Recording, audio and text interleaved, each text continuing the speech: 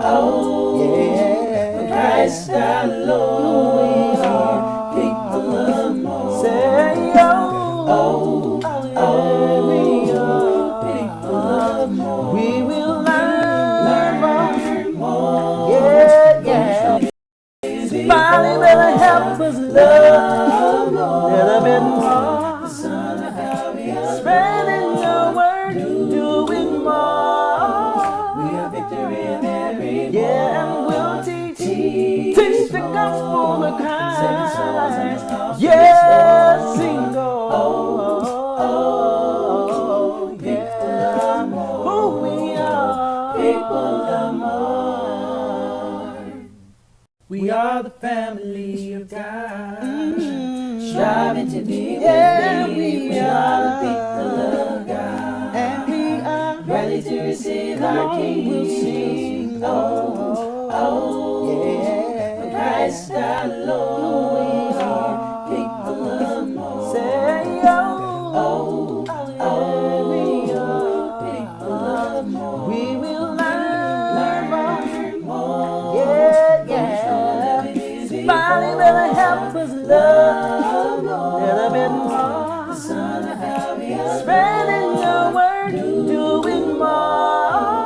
We have victory in every war. Yeah, and we'll teach the gospel of Christ. Yeah, sing yeah. Who we are, people of more. We are the family of God, striving to be we are the people of God, and we are ready to receive our King. We'll sing, yeah, Christ our Lord, we are people of more. Say, we are people of more. We will learn more. Yeah.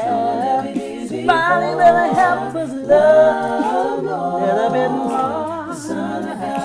Spreading your word, doing more. We have victory in every war. Yeah, and we'll teach the gospel of Christ. Yeah, sing yeah. Who we are, people of more. We are the family of God, striving to be we are the people of God, and we are ready to receive our King. We'll sing, yeah, Christ our Lord, we are people of more. Say, we are people of more. We will learn more. Yeah. Somebody better help us love more. Little bit more. Spreading your word, doing more. We have victory in every war. Yeah, and we'll teach the gospel of Christ. Yeah, sing yeah. Who we are, people of more. We are the family of God, striving to be we are the people of God, and we are ready to receive our King. We'll sing, yeah, Christ our Lord, we are people of more. Say, we are people of more. We will learn more. Yeah. Somebody better help us love more. Little bit more. Spreading your word, doing more. We have victory in every war. Yeah, and we'll teach the gospel of Christ. Yeah, sing yeah. Who we are, people of more. We are the family of God, striving to be we are the people of God, and we are ready to receive our King. We'll sing, yeah, Christ our Lord. We are people of more. Say, oh, we are people of more. We will learn more. Yeah. Somebody better help us love a little bit more. Spreading your word, doing more. We have victory in every war. Yeah, and we'll teach the gospel of Christ. Yeah, sing yeah. Who we are, people of more. We are the family of God, striving to be with thee. We are the people of God, and we are ready to receive our King. Yeah. Christ our Lord. We are people of more. Say, we are people of more. We will learn more. Yeah. Good evening. Can everybody hear? How y'all doing? Hopefully, our audio is better this time. Our video is most certainly better this time. Trying to look over these things, the topics as we get started. Yeah. We changed the location. Somebody suggested us sitting out in the foyer.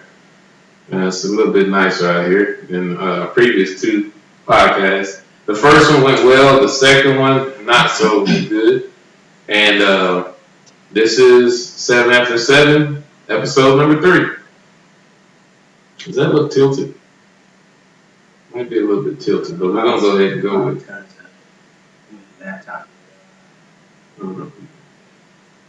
But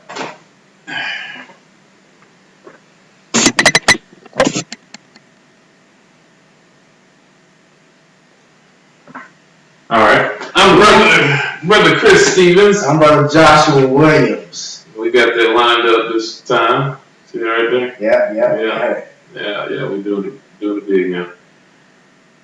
So we're going to start off. 7 After 7 is a podcast that we've chosen to put together where we discuss 7 topics.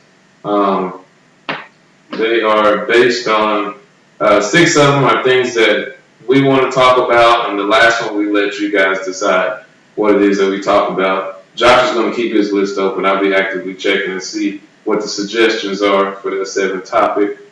So let's get the show started. Topic number 1. That's on you. Let's do this.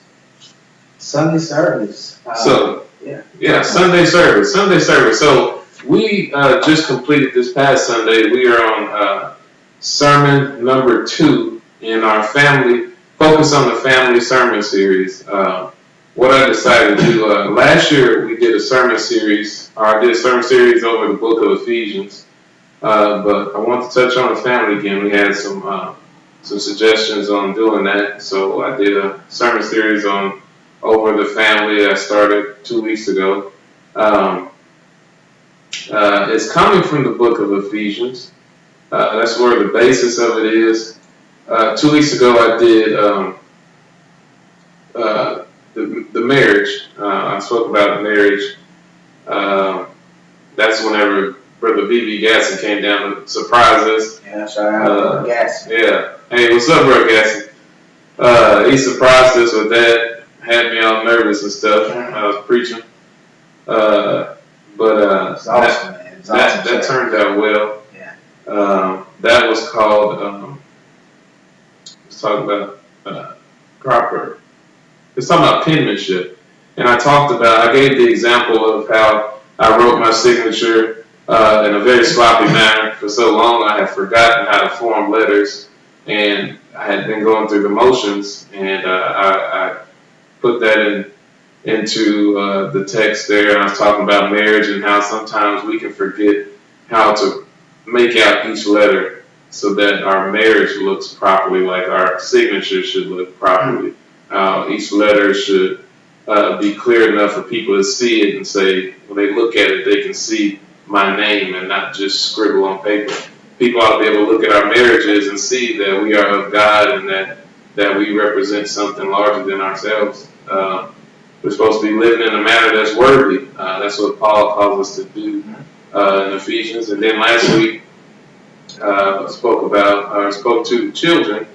That lesson title was "Step in the Name of Love." I know that's a R. Kelly song title, but in order for our children to walk after God, they need to have somebody to walk after. Mm-hmm. And so I challenged our parents to figure out what it is that God would have us to do, which I went through that, and I spoke from both Ephesians 6 and Deuteronomy 6, where it speaks, was the Shema, as some people know it. Hear, O Israel. And we talked about that. We broke those words down and we discussed what it means to be both faithful and fruitful. And I think that went over pretty well. I think this week I've been working on a sermon for the single folks out there. And then we're going to call that quits on the family series because the next Sunday after that is Mother's Day. I don't want the fathers to get jealous and think that we gave them two sermons instead of them getting one. But that was our sermon series for then. Yeah, man, let me tell you something, man. Y'all have been, we've been blessed here at the AveGCOC Church of Christ, dealing with the family series. You can never get enough of talking about how important family is. In regards to family, Chris, you know, we both grew up in kind of a similar style family. You know, your mom and dad, we had 2 boys and 1 girl, right? Yep. My mom and dad had 2 boys and 1 girl as well. Shout out to my brother and my sister. Hopefully you're watching. Y'all were tagged in this on Facebook, so hopefully you guys are watching. But yeah, man, we grew up. Things weren't always peachy, you know. Brothers and sisters fight, you know. Brothers and sisters fight. And I grew up in a home with a minister. My father being a minister. I guess shout out to him too, and my mom. So I guess I don't know. Did we grow up differently? Yeah, because my dad wasn't a preacher. So yeah. Well, besides that, I think what he's referring to is our next topic, and that's talking about large families versus small families. So you have a family of 5. I grew up in a family of 5. Yeah.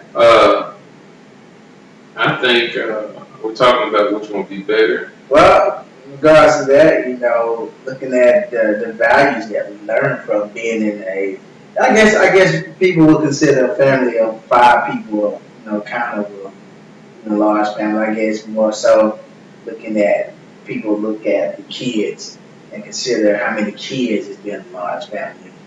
But you have to include everybody. Family includes the mom and dad and all the kids as well. I don't know. I feel like I grew up in a large family. There's a lot of us in the house. Right. We had some fun. My brother and I shared a room. You know, we grew up in a 3-bedroom brick house. And man, I'll tell you something. We had some fun.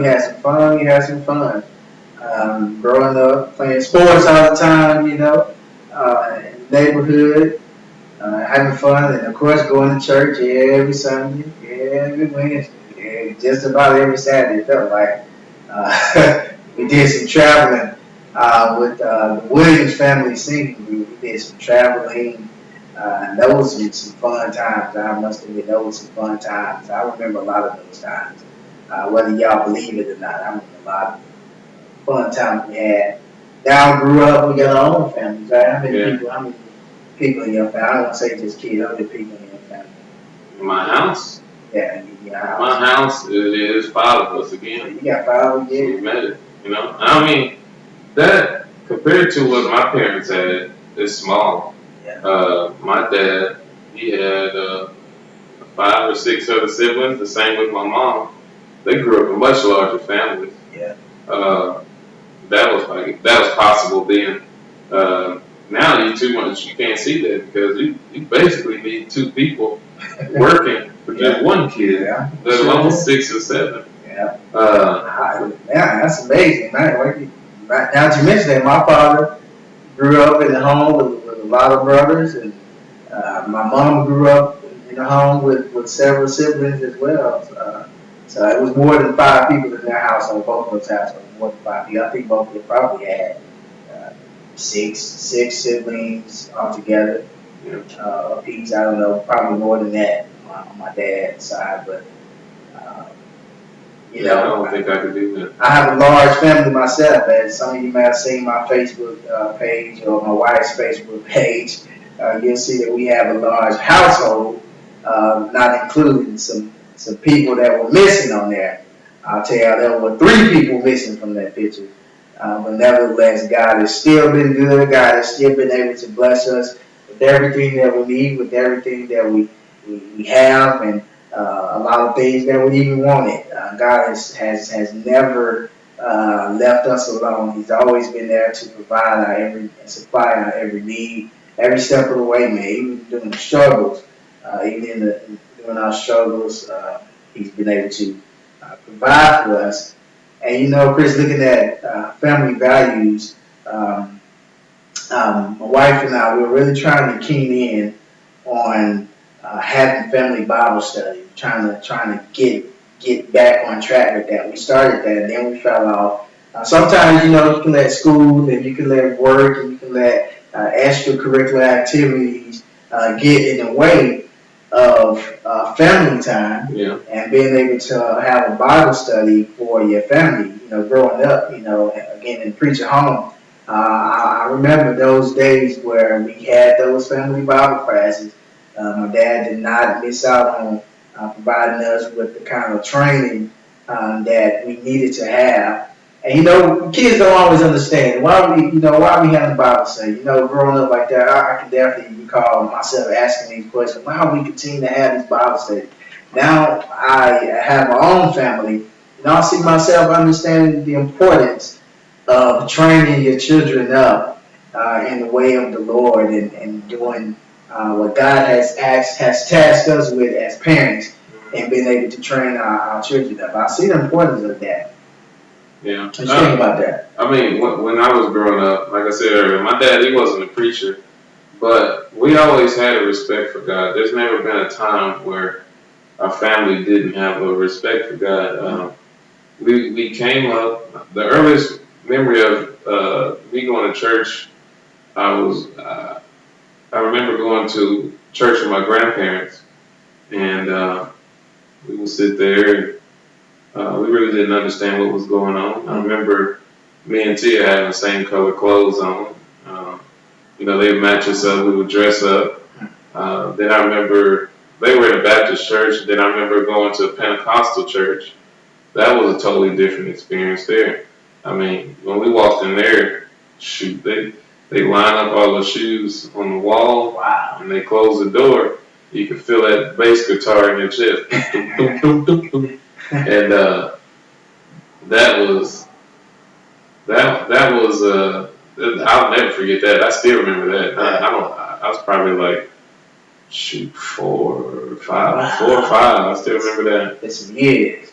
But then my dad, he met a man at Mobile at his job, worked at a factory, and my dad, he started getting his life together, and he was baptized in the Church of Christ, and we started doing this thing to where, you know, we grew up right down the street from this church, and it was 5 of us in a 2-bedroom house, and 3 kids in one room, and before it was time to go to bed, we would all come into my parents' room, and we would either sit around the bed or lay on the bed, and we would pray, or my parents would speak about God, and that's what we came up with. And then as we grew up within the Church of Christ, we had a really good youth ministry with Brother Holloman at 10th and M Church of Christ, and that really set the standard for us. I mean, my parents, they became very active within that youth ministry,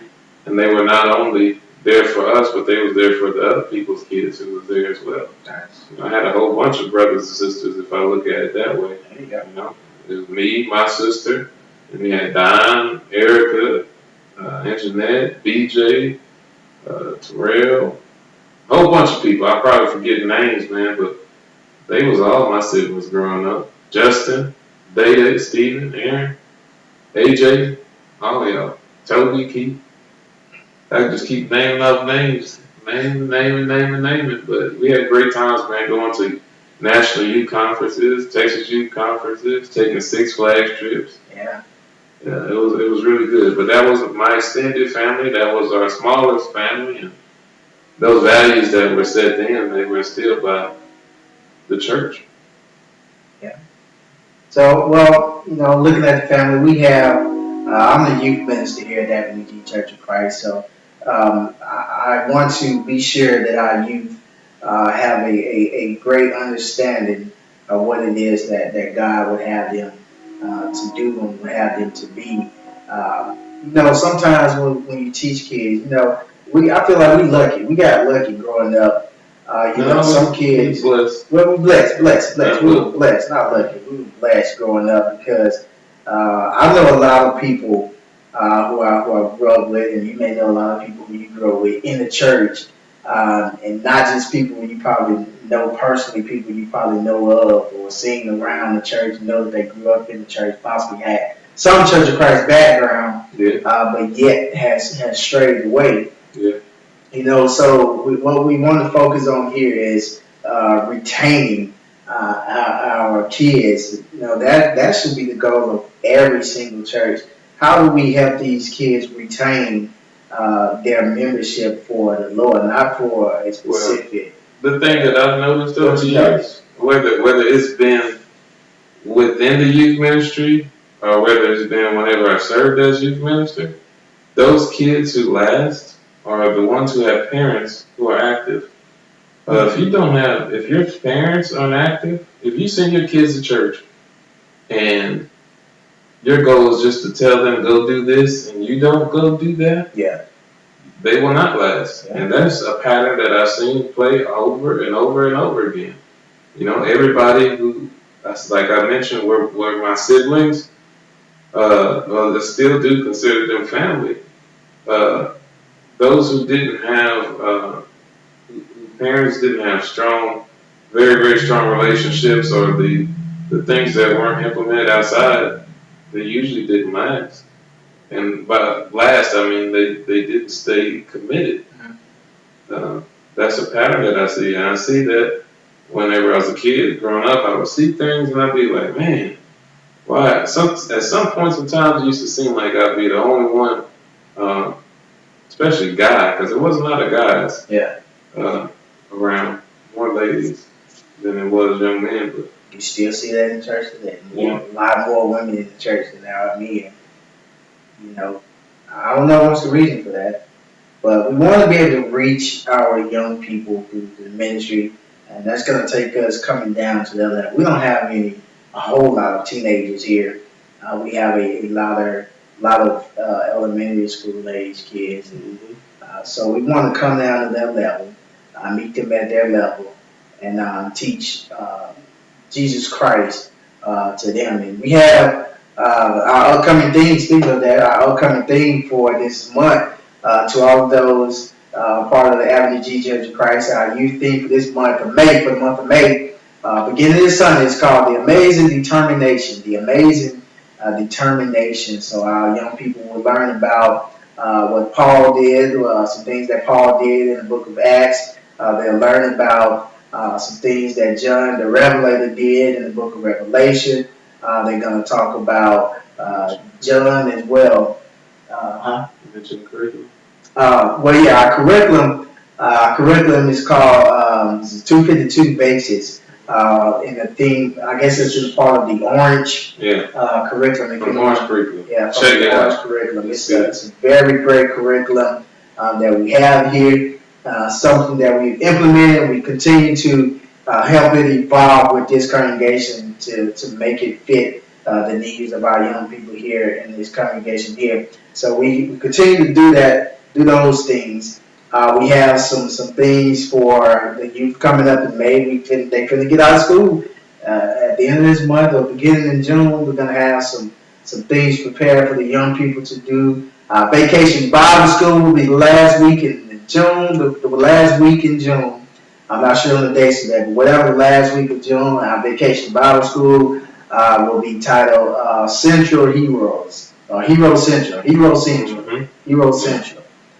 So we are getting ready to have some fun. We want to make it fun. This will be the first one. First vacation Bible school here at the AveGCOC Church of Christ. So we're going to have some fun, and we're going to try to make it as exciting as possible. We're going to do some big things with these youth and get them to understand, man, you can have fun in the Lord as well. Yeah. You can have fun in the Lord as well. And then once they grow up. Yeah, with the young folks, you don't have a problem with having fun. Yeah, you got, yeah. I haven't seen an issue with our young people since we started ministering here. Don't see an issue with that. Kids are going to be kids, and if you can mix up God and their fun, then they're going to learn some things from it, and that's what we want to do. We want to make sure that these kids learn the stories. We want them to be able to recall those stories as they move up, and as they get older, we can start digging deeper and deeper until they are able to build up their own faith. Because we can't have them relying on the faith of their parents or the faith of their grandparents or their auntie or uncles. They're going to have to, whenever they go off to college, they're going to have to be their own person. Yeah, when they go off to college, man, we want to prepare them to be able to do their best to face what the devil has in store for them. Yeah. And looking at that, I know you mentioned this movie called, what's the series called on Netflix? Oh, yeah. This is the next topic here. Yeah. This show on Netflix, caught the first 3 episodes. Seen some news articles about it. A lot of people are angry about it. What were the ratings like? The ratings, Netflix has changed their ratings. They don't have ratings anymore. Now they just got thumbs up or thumbs down. Okay. Which I have no idea what Netflix is going for with that. It's the society of everybody wins now. It's just killing me. Yeah. Pretty soon you're going to be coming home, your kid's going to have a thumbs up or a thumbs down on their report card. There'll be no more A's, B's, or C's. But anyway, it's called Dear White People. Dear White People. And it's a show. It's based off a movie. I saw the movie, and that's why I was like, okay, why they make a TV show out of this? Because the movie. Was that Chris Rock movie? No. Chris Rock was. I don't think he was. You talking about the hair movie? That was a hair movie he did. But the movie and the show is based off the same thing. This girl, she decides that she's going to start a radio show addressing white people. College campus, right? Yeah, on college campus. The Ivy League college? Yeah, it's an Ivy League school. And she decides to start addressing white people about, I guess, the inner workings of what's going on in black people's mind. Kind of like the things where, like, you have people who like to run their hair through natural hair, and then people are like, weirded out by it, but they don't want you to feel weird for asking her to do something weird. She expresses those emotions there.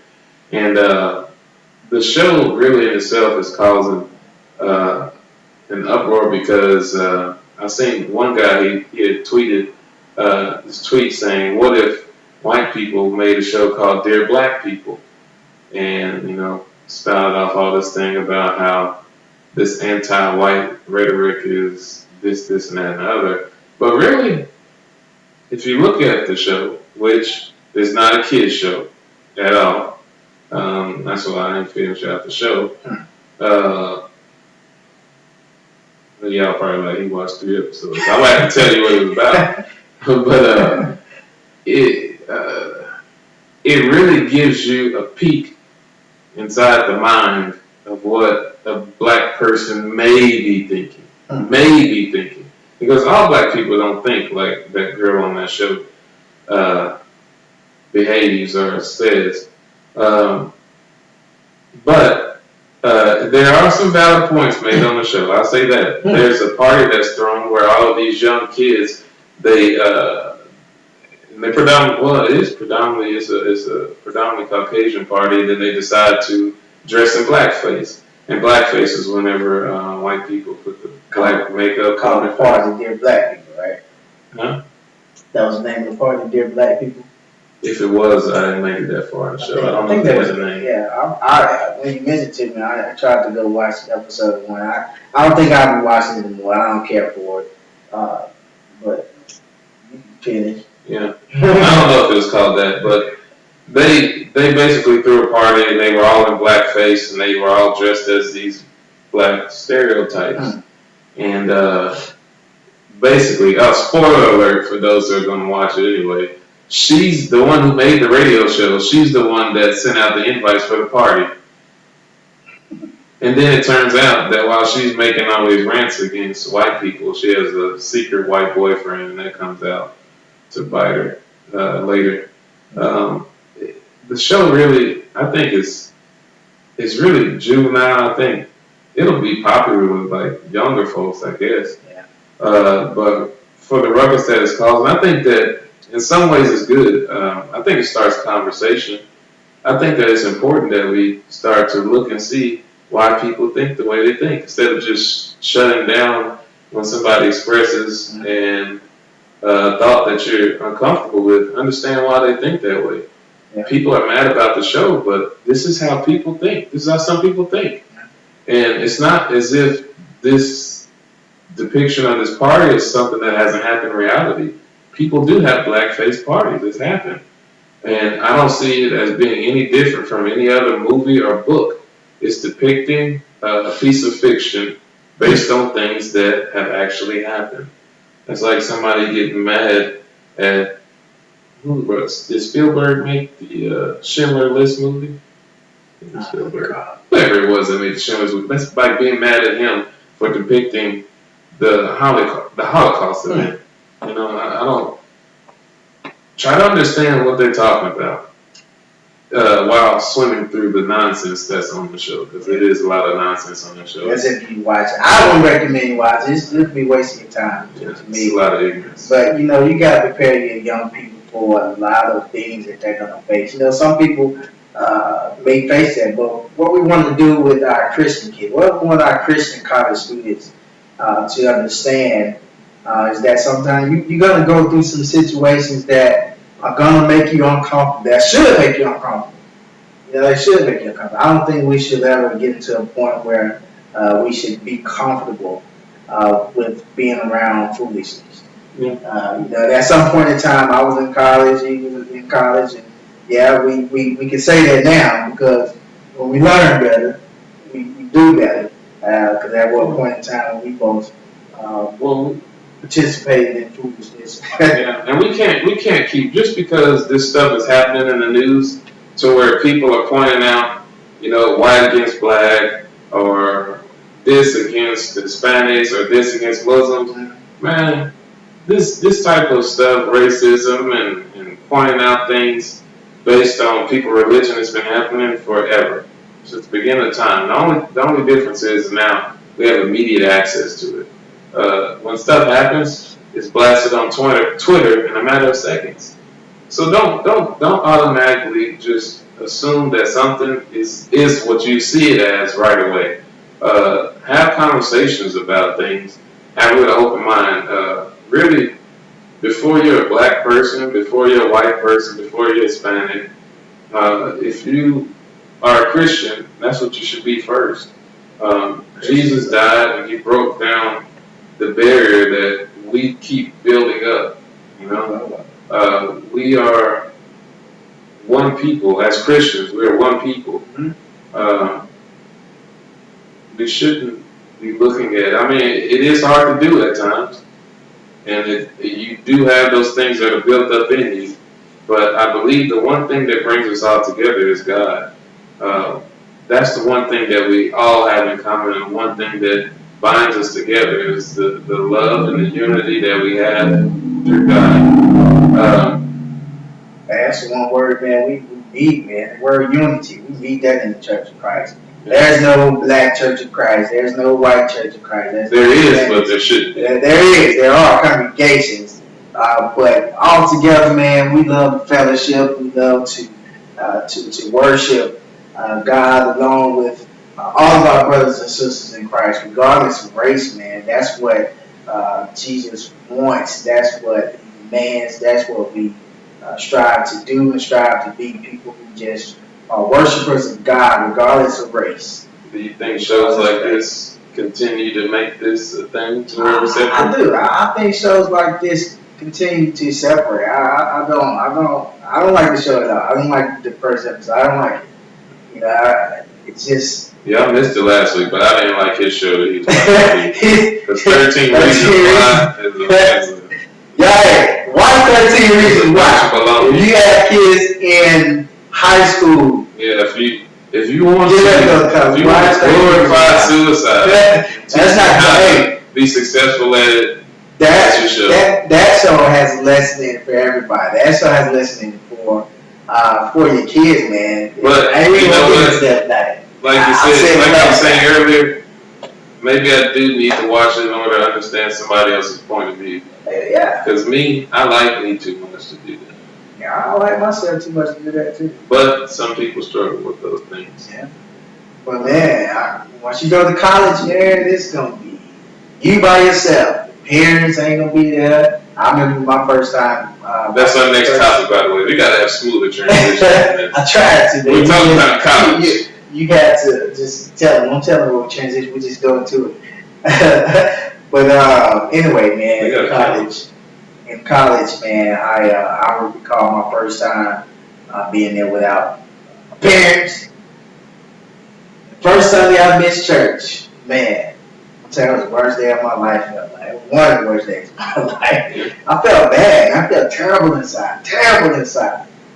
You know, I don't think I did anything special that day. I just woke up. I didn't have a car. You know, I didn't really know many people there. I didn't know nobody there, as a matter of fact. In the town that I had moved to, maybe that's probably more so why I didn't go. I didn't have a car to get there, but I knew somebody. I didn't really know her that well. But the preacher's daughter that was there, she was in college at the time. And she would have been happy to come and pick me up and take me to church with her and bring her back. Right. But I didn't feel like burdening her with that.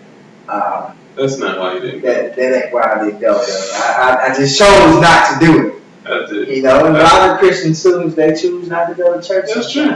You know, even though I had the upbringing that I did, when I got to Phoenix, it was on Tuesday night. And so I went to college at the first time around. And it was on a Tuesday. And I was the type of kid who went every single time the church doors open, I was there. But that Wednesday came, and once my mom had called, let me know they was back in Texas, I was like, I'm not going.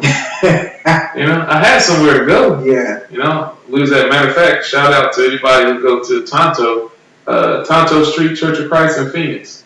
I knew where I could go, and I had another congregation where Brother and Sister Burt were going.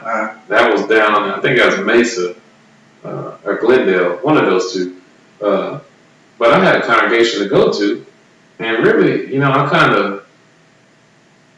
I knew that nobody knew me. That's what it really was. I knew that nobody knew me, and I felt as if I don't go and I'm at the mall instead of at church, ain't nobody gonna be watching. What was so crazy about it is that whenever the first Sunday I missed, me and my homeboy came with me from Temple, Steve. I think we had went to like a Luby's or something. I was like, man, this is cool to get to Luby's before everybody else is here, because they know crowds or nothing. But while I was doing that, I thought nobody was looking at me, but God was looking at me. Yeah. And that's what mattered. And He made me realize that at a later point in time, I went through some really, really difficult times, and I did it to myself because of that. Yeah, because I chose to leave Him alone. I did too.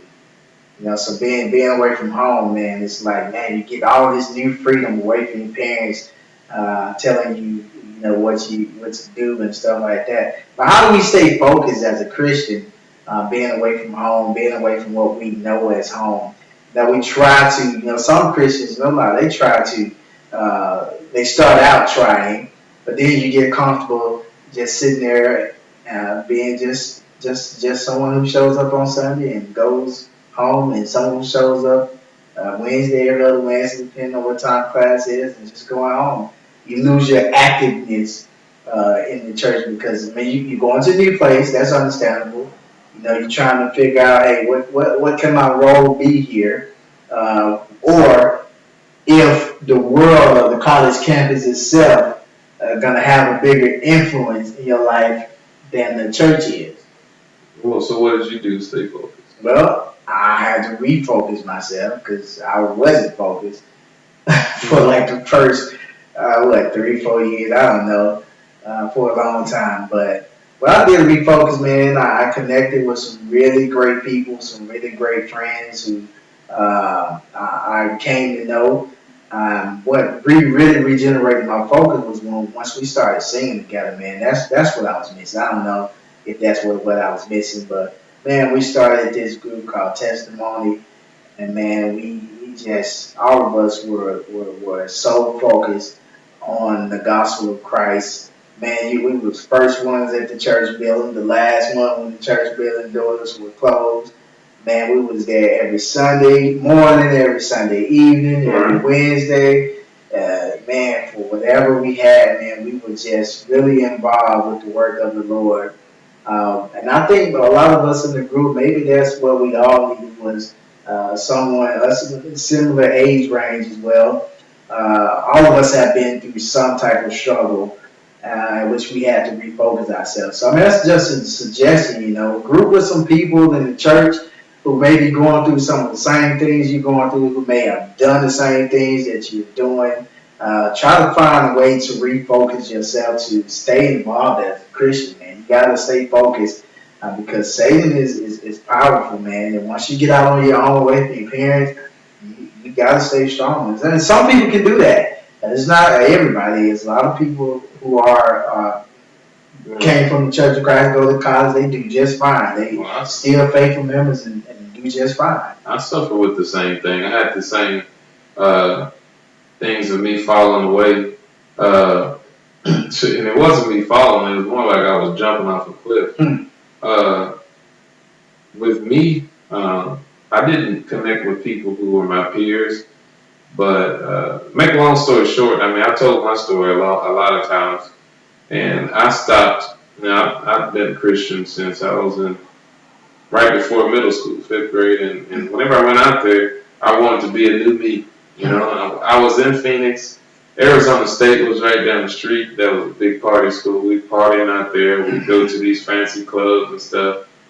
And, you know, one day I'm headed to church on a Sunday morning. Probably still smell like Red Bull and cheap cologne from the night before.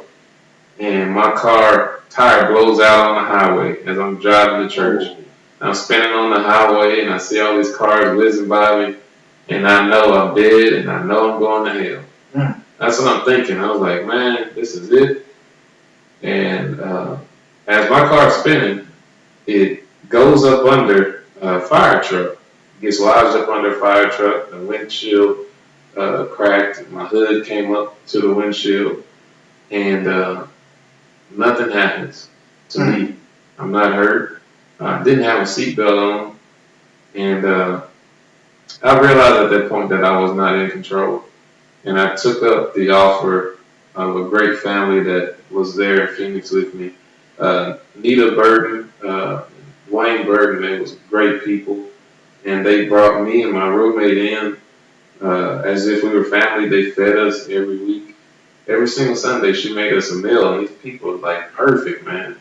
At first, I used to be uncomfortable around them because I was like, man, either they being fake or I'm not good enough to be around them. But it turns out that they was real, and she cooked really good too. They helped me and my roommate. My roommate Steve, he got baptized. I remember whenever I finally started trying to ask him to come to church with me instead of just asking him to do wrong with me. He was like, you know, he asked me one time why I didn't ever invite him to church whenever we lived there in Temple. I was like, man, I didn't know how to answer that. And while I was thinking I was doing good, I wasn't. But I connected with those people, and I became active within the congregation, and I've been active ever since. And I started off trying to figure out a way to make it back up to God. But now I just do it because I know it's the right thing to do. There's nothing that I can do to make up what I did, but I know that God deserves for me to praise Him and give Him worship and to do the best that I can to teach others about what I've learned through my experiences. Well, with that being said, look at what we uh, should do versus what we do. We understand that, when you talk about some of that, what you should do and versus what we do. And again, it's not every Christian, man, but we just want, our college students to know, man, reach out for support, to continue to stay active in the Lord, and continue to stay focused on your education while remembering first that you're a Christian also. So, man, we just want to encourage all of those, even those who may have college friends out there, those who may have friends that have kids that are in college. So we just want to be able to pass the message along, and be encourage. Be those people that he met, right? That can bring somebody in and keep them.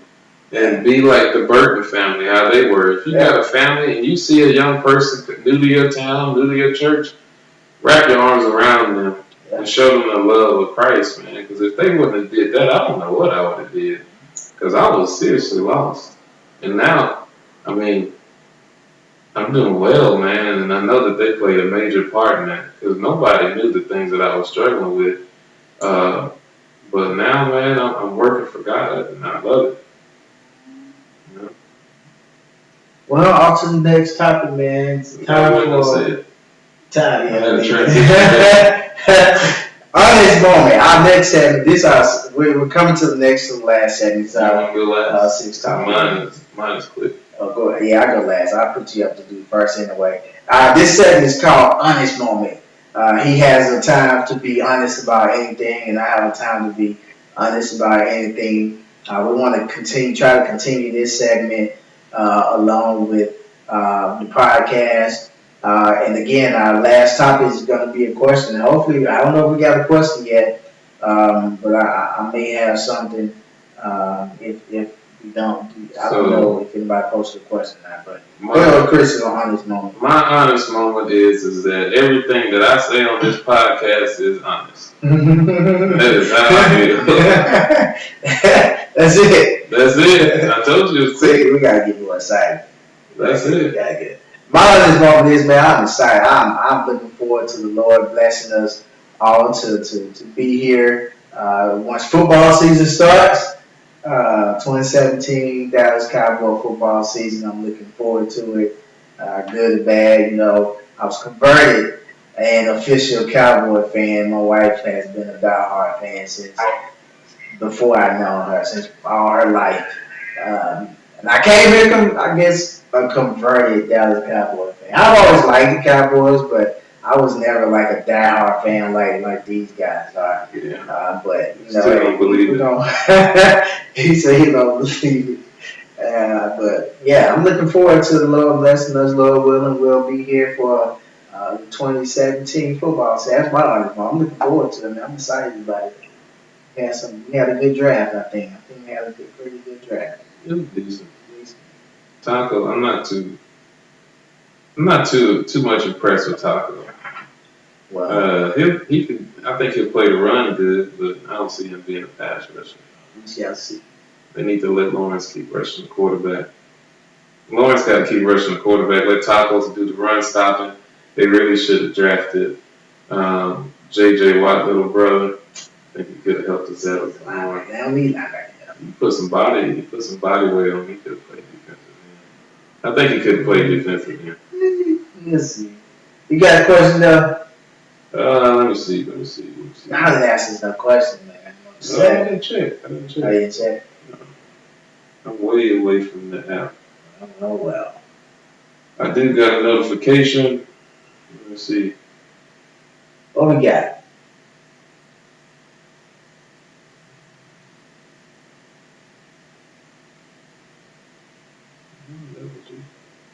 Me? Hold it. Nah, you don't have one now. My sister-in-law got one. This was gave us one. What's his name? Well, I talked to her before we left. Shout out to Celeste Stevens if she's watching. Uh, she talked about she told me to talk about how people uh, tend to forget how Christ was human while still being 100% God. They always talk about him being 100% God, but sometimes she feels that there's not enough conversation about how Christ was 100% human. And if he can be 100% human and 100% God, why can't we as regular Christians who are human beings, why can't we be 100% dedicated to the cause of Christ? Now, kind of understand what she was saying? She's saying she feel like maybe we see Jesus as being more supernatural, or just being God, and of course he can go through all these things. Of course he can suffer. Of course he can, go through those things because he's God. And we, as being Christians, being human again, trying to make the connection. Jesus Christ 100% human, and Jesus Christ 100% God as well. But he felt those nails going through his hands. He felt those nails going through his feet, right? Mm-hmm. So basically what she's saying is there's not enough conversation about how we can relate ourselves as we see ourselves suffering, but we can't go through the suffering like Jesus did and come out of it on the good side. You kind of see what I'm saying? We suffer as Christians. Sometimes we bring problems on ourselves, right? We go through. I'm not saying the connection. Do people really forget? I don't know. I mean, do you hear a lot of conversation about I don't hear people the regular human side of Christ? I don't know. When you hear people randomly speaking about Christ, talking about Jesus, what's the thing that you hear people talk about most? This crucifixion. People walk around with crosses on their necks. Yeah. And I think that really points to the human side of things. People, that's what people point out the most, I think. Yeah. I think people might forget the deity and being God. Yeah. I don't know. This is the last. If I'm mistaken about, I think you messed up what you were trying to ask. What you was trying to, point out. I apologize for that. But I'm just. Hey, she gave us something to mention and ponder upon. So that's what I did. I tried to do, but no. Yeah, I don't think people. I mean, really. I mean, looking at it, we understand that he was both man and God. Mm-hmm. Yeah, we do. But sometimes do you think we take that for granted? For granted? That I don't. I don't either. Another honest. Well, if you do, just I don't know. I think him coming down in the form of man, that's one of the important things, Yeah. The humility of him giving up heaven to come in this form, Yeah. Yeah. Why would you give up eternity? Why did you give up eternity? Why would you give up perfection for flaw? Yeah. Gotcha. Because for somebody that, with Jesus being the creator of all, right? The Word was with God, and without the Word, nothing was created. But he spoke, he speaks things into being, he creates things, right? Mm-hmm. He had no reason to walk, but he chose to become a man. I know his feet had to have been hurt. There's no doctor shows when Jesus was walking on this earth, and he had to.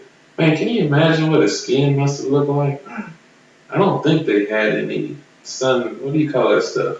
Sunscreen. Yeah, sunscreen. We don't have to wear sunscreen, y'all, so don't judge us. I don't wear sunscreen. Do you have to? I don't have to wear sunscreen. But yeah, sunscreen. You don't have to wear all that. And you just can't imagine him. Like, they didn't have razors like we had. No. What did they shake? No, I know what they shake with. Yeah. But yeah, But yeah, he came down here and chose to live in that amount of time that he lived as a human being and suffer through the things that we suffer. Yeah. That's humility. He learned obedience, was perfected through the things that you suffered. I don't know. I don't see people forgetting that. The things that I see people forgetting though is why he did it. I think that's what people forget the most, and they forget that while he did all this suffering, we ought to be able to do some suffering, not in the same way. I mean, we're not asked to go and be on a cross, but we ought to be able to be willing to suffer being uncomfortable. You know, we gotta continue to deny ourselves. Yeah, we would do well to understand that sometimes we're not going to fit in as Christians. Yeah. Sometimes we'll be put outside of the in group, made to feel awkward because of what we believe in, because we don't believe that what the world thinks is normal is normal. Yeah. I'm okay with that. I don't know about you. I'm okay with that. Well, it's getting to a point to where there's certain things that you won't say today that were perfectly fine saying 10, 15, 20 years ago. Yeah. You go into your workplace now, you're going to think twice before you speak against homosexuality. The things that you hear on the radio, you hear, oh, you will. When you did a job that you care about. Yeah, maybe you will. Yeah. Just because you will start that. But it was, but 10, 15, 20 years ago, but that wasn't a thing. If asked directly, I will state my position. Yeah, I'll state my position. If asked directly, I will state my position. Or like, say for instance, when you listen to the radio and you hear how they have cuss words in music. When I was a kid, they didn't have cuss words on music on the radio. Yeah. And now ABC. The channel ABC. Oh yeah, ABC. It used to be family. It used to be a family channel. Now it's just raunchy. This is why we just watch Netflix, because we can choose what comes into our homes. Yeah. And then whenever the kids go to sleep, we can watch what they shouldn't watch. So we can tell people not to watch it. Don't watch 13 Reasons Why. Watch 13 Reasons Why. Don't watch Dear White People. Don't watch that. That's dumb. That's stupid. But anyway. It's education.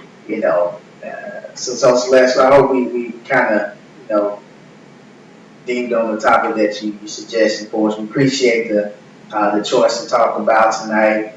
Again, man, for those who may have questions or want us to address a specific situation or topic or question again, just please let us know, man. We want to be able to make this show more exciting. We want to make it more fun. We want to talk about what you want to hear about. And we want to present it in a more professional fashion as well. But we're gonna have fun. Make it too uptight. We're gonna have fun with it. We laid back just like you probably laid back right now.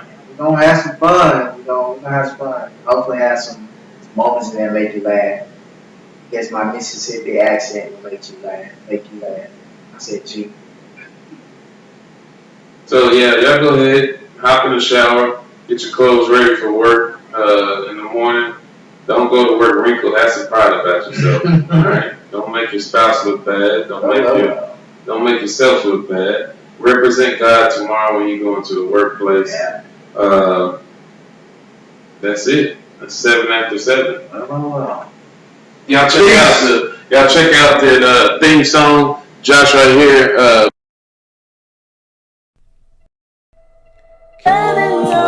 Doing more. We are victory in every war. And we'll teach the gospel of Christ. Yeah, sing yeah. Who we are, people of more. We are the family of God, striving to be what we are the people of God, and we are ready to receive our King. We'll sing, yeah, Christ our Lord. We are people of more. Say,